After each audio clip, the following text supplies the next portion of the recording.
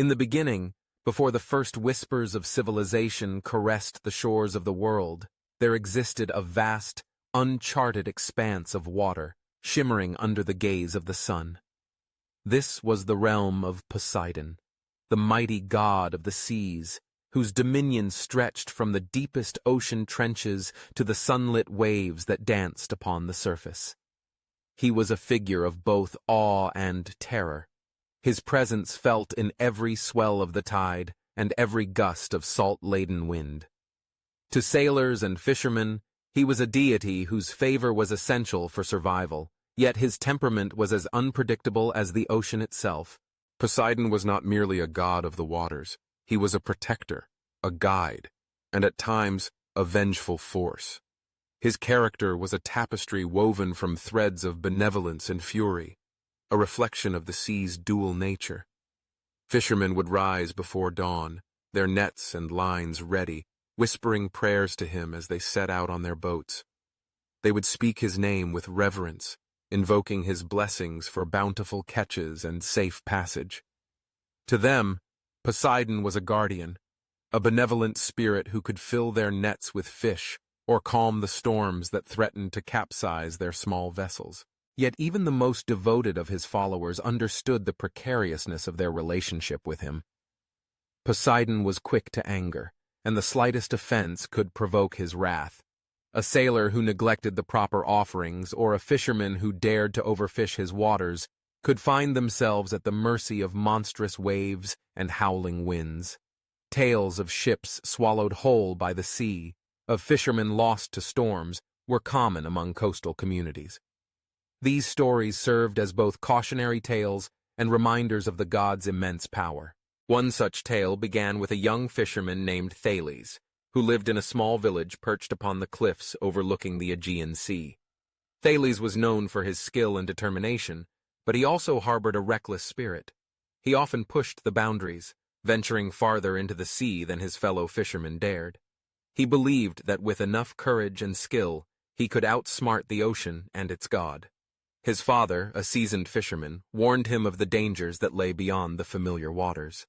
But Thales brushed aside his father's concerns, eager to prove himself. One fateful morning, as the sun rose over the horizon, casting a golden hue across the waves, Thales set out on his boat, determined to explore the uncharted waters.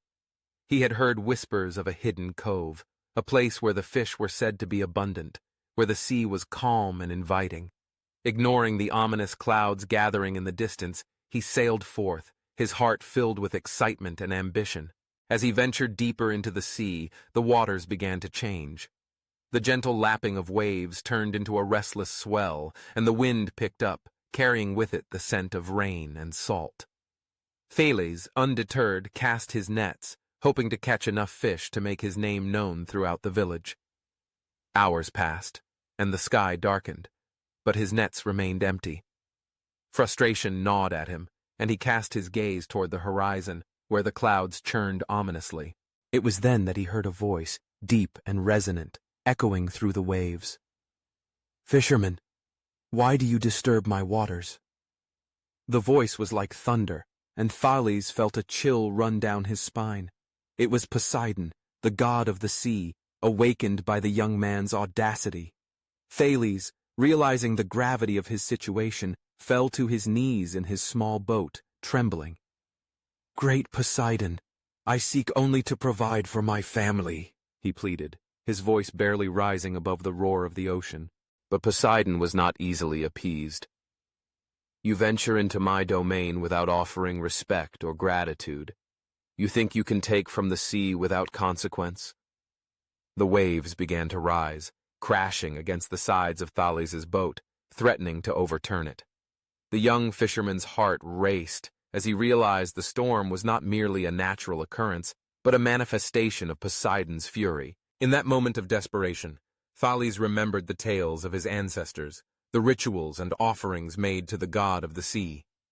He had always dismissed them as superstitions, but now, faced with the wrath of Poseidon, he understood the importance of humility and respect. With trembling hands, he reached into his satchel and pulled out the small silver trinket his mother had given him. a token of good fortune. He raised it above his head, shouting into the tempest, "Great Poseidon, I offer this to you. I seek your mercy and guidance." The storm paused, the winds hesitating as if considering his plea. The waves stilled momentarily, and a silence fell over the tumultuous sea. Poseidon, intrigued by the young man's sincerity, allowed a sliver of calm to wash over the waters. "You seek my favor, yet you must understand that the sea is not to be trifled with. Respect it, and I shall guide you. Disrespect it, and you shall face my wrath." Thales nodded fervently, understanding the weight of the god's words. "I promise to honor you and your domain, great Poseidon. I will not take without giving back." With that vow, Poseidon's presence began to fade, the storm dissipating as the sun broke through the clouds, illuminating the sea once more. In the days that followed, Thales returned to his village, forever changed by his encounter with Poseidon. He shared his tale with the other fishermen, emphasizing the importance of respecting the sea and its god. From that day forward, he led rituals before each voyage, offering small tokens and prayers to Poseidon, ensuring that his fellow fishermen understood the delicate balance between man and the ocean. As time passed, Thales became known not just for his skill in fishing, but also for his wisdom. He taught the younger generation about the importance of honoring the sea, sharing stories of Poseidon's might and the need for humility in the face of nature's power. The village prospered, and the fishermen found themselves blessed with abundant catches, their nets filled with fish, their boats safe from storms. But the sea, like Poseidon, remained unpredictable. One evening, as Thales prepared for the next day's journey, a stranger arrived in the village. He was a brash sailor from a distant land, adorned with trinkets and tales of glory. He boasted of his conquests over the sea, claiming that Poseidon was nothing more than a myth. The villagers listened in rapt attention, but Thales felt a sense of unease settle in his chest. The stranger scoffed at Thales's reverence for the god. "Why waste your time on prayers and offerings? The sea is a treasure trove, ripe for the taking. We are masters of our fate." His words ignited a spark of rebellion in some of the younger fishermen, who began to question the traditions that had served them well. Despite Thales's attempts to warn them, the allure of the stranger's bravado proved too tempting. Several fishermen, emboldened by the tales of riches, decided to follow the stranger on a daring expedition into the depths of the ocean, disregarding the rituals and offerings that had once kept them safe. As they sailed into the horizon, the sky darkened, and a sense of foreboding hung in the air. Thales watched from the shore, his heart heavy with dread. He could feel Poseidon's anger brewing beneath the surface, a storm ready to unleash its fury upon those who dared to disrespect the sea. Sure enough, as the fishermen ventured further, the winds howled and the waves grew monstrous, crashing against their boat with relentless force. The stranger, once so confident, now shouted in panic as the storm engulfed them. Thales could only watch in horror as the boat was tossed like a toy in the hands of an angry child, the ocean reclaiming what had been taken without respect. In the aftermath, only the echoes of the storm remained. Thales stood on the shore, heartbroken for his friends lost to the depths. The sea had claimed its due, a reminder of the balance that must always be maintained. He felt Poseidon's presence in the crashing waves, a mixture of sorrow and fury. The god had warned them, and now the consequences were clear. Determined to honor the memory of those lost and to restore the faith of his village, Thales organized a grand ceremony. The villagers gathered on the beach, hearts heavy with grief but resolved to make amends. They brought offerings, fishing nets woven with care, shells collected from the shore, and freshly caught fish, all laid out in tribute to Poseidon. As the sun dipped below the horizon, casting a warm glow over the sea, Thales stepped forward, his voice steady despite the weight of loss.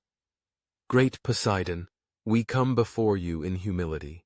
We acknowledge our mistakes and the lives lost due to our arrogance. We seek your forgiveness and promise to honor you and your waters." The waves lapped gently at the shore, as if listening, as Thales continued. "We will teach our children to respect the sea, To understand its power and beauty, we will not forget the lessons learned from those who have gone before us. As he finished speaking, a calmness enveloped the beach, and the villagers felt a shift in the air. The storm clouds that had loomed ominously began to disperse, revealing a sky filled with stars. It was as if Poseidon himself had accepted their offerings, granting them a second chance.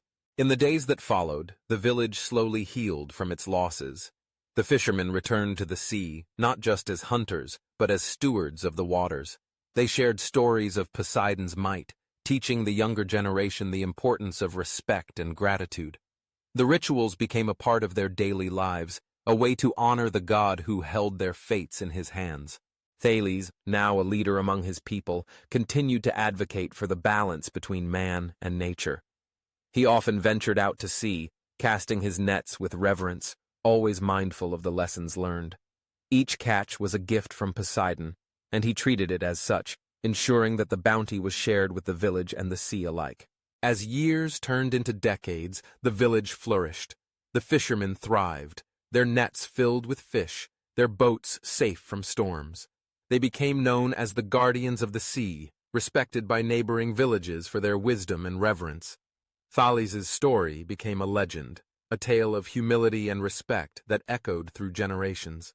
And yet, Poseidon remained ever vigilant, a reminder of the ocean's power. The villagers knew that the sea could turn fierce at any moment, that the god could unleash storms if disrespected. They lived in harmony with the tides, understanding that their lives were intertwined with the waters that surrounded them.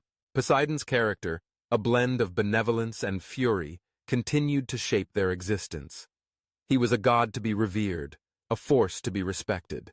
The fishermen would often gaze out at the horizon, offering their prayers to the unseen deity, knowing that their fate rested in his hands. In the end, the tale of Thales and Poseidon became more than just a story. It was a testament to the bond between humanity and nature. It served as a reminder that in the vastness of the ocean, there lay both beauty and danger, and that to navigate its waters, one must always approach with respect, humility, and gratitude. The legacy of Poseidon, the powerful god of the seas, lived on, a guiding force for all who dared to venture into his realm.